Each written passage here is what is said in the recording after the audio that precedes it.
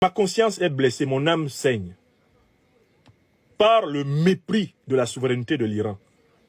Ce mépris est le fait de l'ensemble des puissances de l'OTAN, depuis les États-Unis jusqu'à tous leurs satellites européens. Israël se lève, bombarde un pays, exactement comme ils ont fait avec la Palestine. Israël se lève, détruit toute la Palestine, détruit Gaza, au mépris du droit international, au mépris des décisions et des résolutions de l'ONU. Rien n'arrive à Israël. Israël qui est pourtant le bras armé de l'OTAN, et notamment des États-Unis au Moyen-Orient. Israël qui est en réalité protégé par l'armée américaine. Exactement comme l'Ukraine est protégée par l'armée américaine pour attaquer la Russie. Exactement comme le Rwanda et l'Ouganda sont protégés par l'OTAN pour attaquer la RDC. Ainsi fonctionne Israël au Moyen-Orient. C'est le même principe. On les a vus massacrer plus de 50 000 Palestiniens. Personne d'entre nous ici ne peut avoir la faiblesse de penser que, les combattants palestiniens devaient tuer des civils israéliens. Aucun homme normal ne peut dire aux combattants tuer les civils de l'occupant.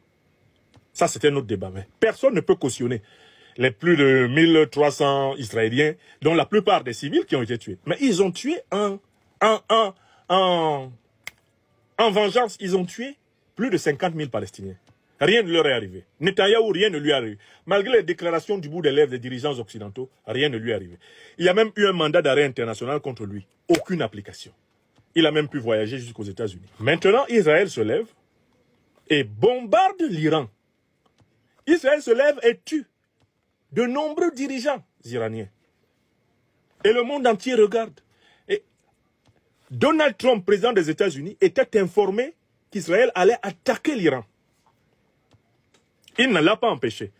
Il a au contraire mis le dôme de fer de l'armée américaine au service de la protection d'Israël.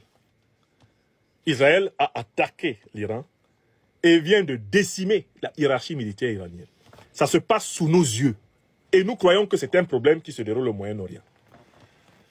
Moi, je suis choqué par le fait que beaucoup d'entre nous n'ont pas compris que ce qui est en train d'arriver à l'Iran est ce qui se prépare contre nous en Afrique.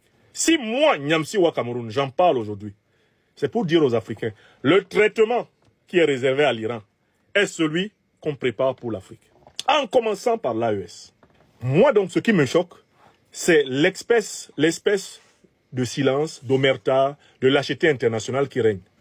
Devant l'attaque violente, l'attaque délibérée au mépris du droit international, au mépris de toutes les règles, l'attaque délibérée de l'État d'Israël, soutenu par Donald Trump, les États-Unis, contre l'Iran. Parce que le motif de cette attaque, il faut qu'on en parle. Israël attaque l'Iran parce que l'Iran serait en train de développer la maîtrise de l'arme nucléaire. Et donc, si c'est normal qu'Israël attaque l'Iran parce que l'Iran développe la maîtrise de l'arme nucléaire, cela va créer donc une jurisprudence internationale, à savoir qu'une puissance, au motif qu'elle soupçonne une autre, de développer l'arme nucléaire pour la combattre, a le droit de détruire une autre.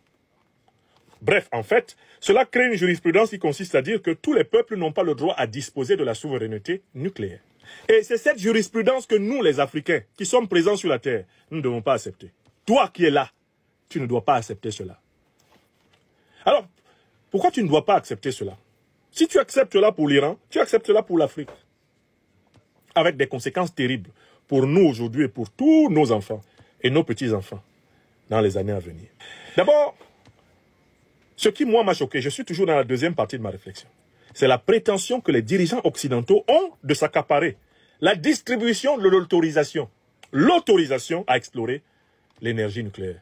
C'est une prétention qui est insupportable à plus de 3/4 de la planète. Et il faut qu'on le dise en face aux dirigeants occidentaux, qu'on le dise en face aux peuples occidentaux. Et il faut que nous soyons nombreux à le dire pour que ce soit une évidence partagée.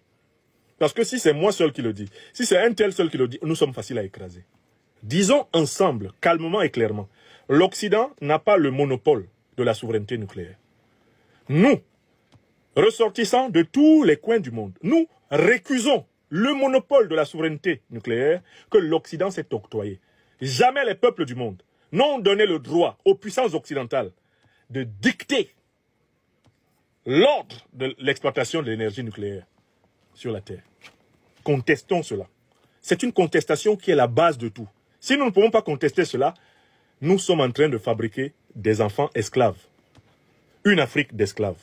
Un monde d'esclaves. Et en fait, notre vie aura été inutile aux générations futures. Le peuple occidental ne peut pas dicter au monde entier l'usage qui doit être fait de l'énergie nucléaire. Voilà pourquoi nous protestons solennellement contre l'agression israélienne, qui est en fait une agression occidentale contre l'Iran. Parce que nous savons que cette agression n'est rien d'autre que, à l'image de l'agression de l'Occident contre la Libye, une préparation à des agressions de même nature contre l'Afrique.